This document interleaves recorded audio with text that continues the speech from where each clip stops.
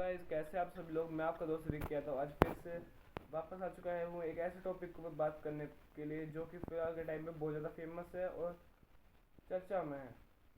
वो टॉपिक है अरावलीज का।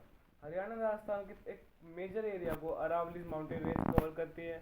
इन्हीं की वजह से बहुत सारे एनिमल्स को, बहुत सारे प्लांट लाइफ को और बहुत सारे बर्ड्स को भी घर मिलता है।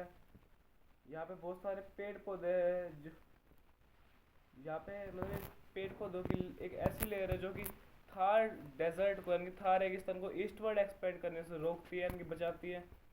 और नॉर्थ नॉर्थ इंडिया में इसकी हिमाचल प्रदेश और उत्तराखंड के एरियाज में रेनफॉल का भी एक मेजर कारण है, क्योंकि वो बादलों को यहाँ से जाने नहीं देते और बादल यहाँ रुक के बारिश करते हैं, जिससे कि हमारे नॉर्थ इंडिया में और हिली एरियाज में मानसून आता है। लेकिन अब सुप्रीम कोर्ट का यह ऑर्डर आ चुका है कि 100 मीटर से नीचे की अरावली की पहाड़ियाँ अब उन्हें अब अरावली नहीं मान जाएगा।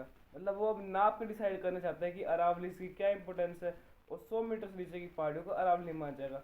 इससे कि बड़े बड़े बिल्डर्स, बड़े बड़े माइनिंग कंपनीज को यह मौका मिल जाएगा इन 100 मीटर से नीचे और छोटी अरावलीज को माइनिंग के लिए एक्सप्लॉइट करने का।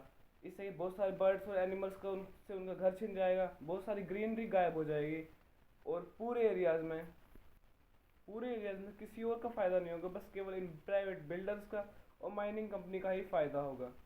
उनका मान सुप्रीम कोर्ट यह कहना चाहती है कि अगर हम अरावलीज को हटा देंगे तो पोल्यूशन भी कम हो जाएगा। उनका मानना यह है कि पोल्यूशन को अरावलीज इंडिया के दिल्ली एरिया से दूर नहीं जाने देती, यानी कि मतलब बाहर विंड के साथ फ्लो नहीं होने देती पोल्यूशन को।